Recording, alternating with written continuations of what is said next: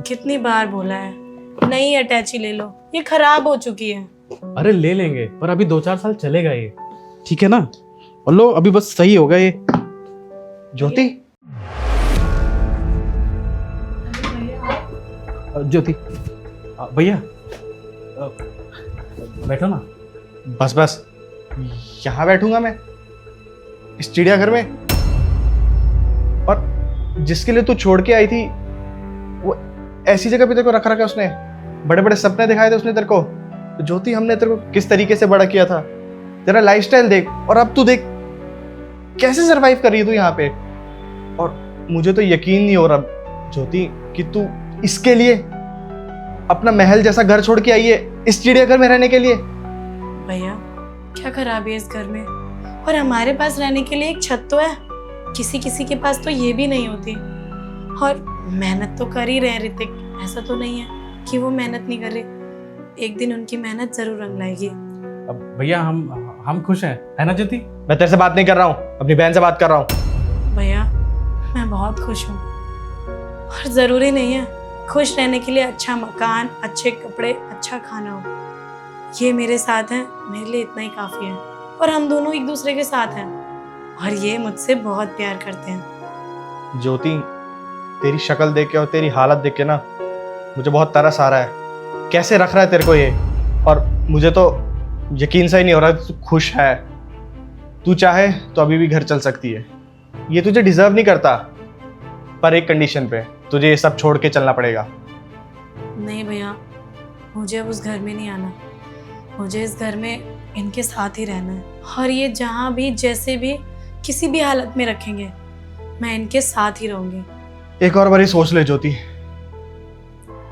सोच लिया, सोच समझकर भैया उस घर से आई थी, और अब तो मुझे इनके साथ ही रहना है, और यही मेरा घर है। ठीक है, तेरी मर्जी। अब और मैं इस घर में नहीं रुक सकता, इस चिड़ियाघर में।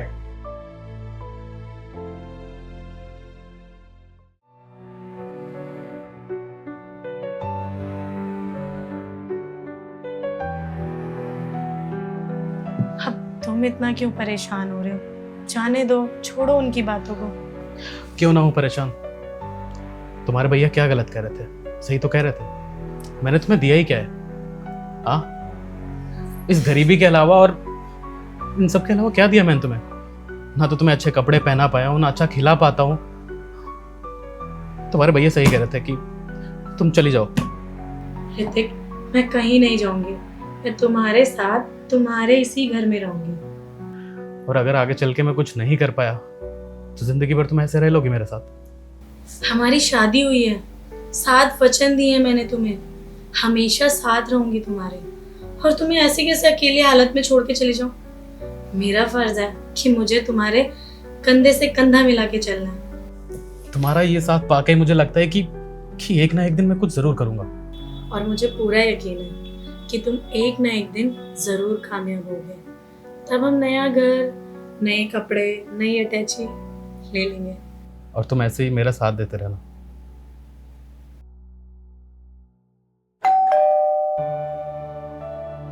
अरे भैया आप ज्योति, आओ ना अंदर। ऋतिक है घर पे? हाँ अंदर ही है, आ जाओ।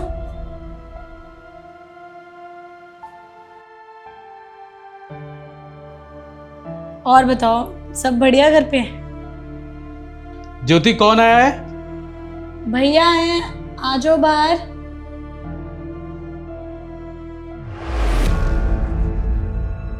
अच्छा, तो तुम्हारे भैया हैं?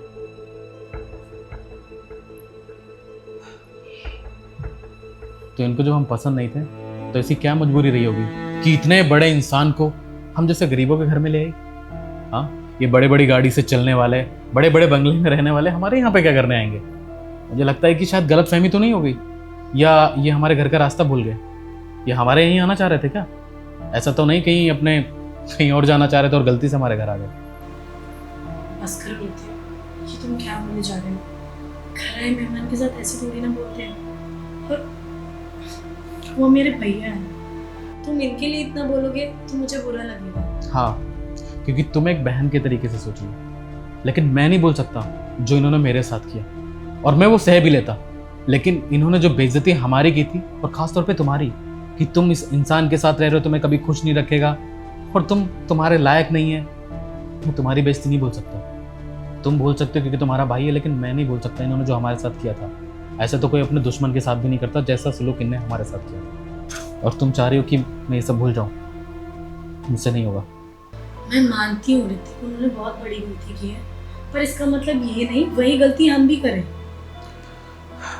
उन्हें समझ आ चुका है कि उन्होंने हमारे साथ बहुत गलत किया था, और अब उन्हें अपनी गलती का रियलाइज भी है, तभी वो आज आए हैं। और आपको पता भी है, उनके बिजनेस में बहुत ज़्यादा लॉस हुआ है, उनकी कंपनी का दिवाला निकल चुका है, और वो उसी प्रॉब्लम की वजह से हमारे पास आए हैं एक मदद मांगने, कि उनको एक छोटी सी मदद मिल जाएगी हम लोगों से। तो इसमें क्या बुराई है? और अब जब भैया इतना सोच ही रहे हैं हमारे बारे में, उन्होंने कम से कम हमें अपना तो माना, तभी तो वो अपना मानकर हमें यहाँ आए। और अगर तुम उनको पराया कर दोगे तो वो क्या सोचेंगे कि जैसे वो थे वैसे हम भी हैं। देखो जीतू, मैं तुम्हारी पूरी बात समझ गया, और मैं इनकी तरह नहीं हूँ कि मुझे नीचा दिखाने से कुछ मिलता है या कुछ हासिल होता है। मैं तो बस ये समझाने की कोशिश कर रहा था कि किसी इंसान को इतनी जल्दी जज नहीं करना चाहिए, ना इतना नीचा दिखाना चाहिए, क्योंकि इंसान का वक्त बदलते देर नहीं लगती कि भगवान कब अमीर से गरीब बना देता और कब गरीब से अमीर बना देता। देखो, जिस इंसान से तुम्हें कुछ चाहिए नहीं था, जो तुम्हें पसंद नहीं था, आज उसी के पास मदद मांगने आना पड़ रहा है। और रही बात अगर मदद की, तो मैं मदद तुम्हारी ज़रूर करूँगा, पर आगे से इतनी रिक्वेस्ट ज़रूर है कि जैसा आपने हमारे साथ सलूक किया था ना, वैसा किसी के साथ मत करना। सही बोला ऋतिक, वक्त बदलते देर नहीं लगती। और शायद मैं पहले अहंकार में था, लेकिन अब मुझे रियलाइज़ हो गया मेरी गलती का। मेरे अंदर मेरी सक्सेस का बहुत घमंड था, और मैंने जो भी तुम्हारे साथ किया मुझे उसका बहुत ज़्यादा पछतावा है। देखो ना, भगवान का खेल भी निराला है। मैंने तुम्हारे साथ बुरा करा और देखो उसकी सज़ा मेरे को मिल गई। मैं मदद मांगने ज़रूर आया था, लेकिन अगर तुम चाहो तो नहीं भी कर सकते, क्योंकि जो मैंने तुम्हारे साथ किया वो बिल्कुल भी सही नहीं था।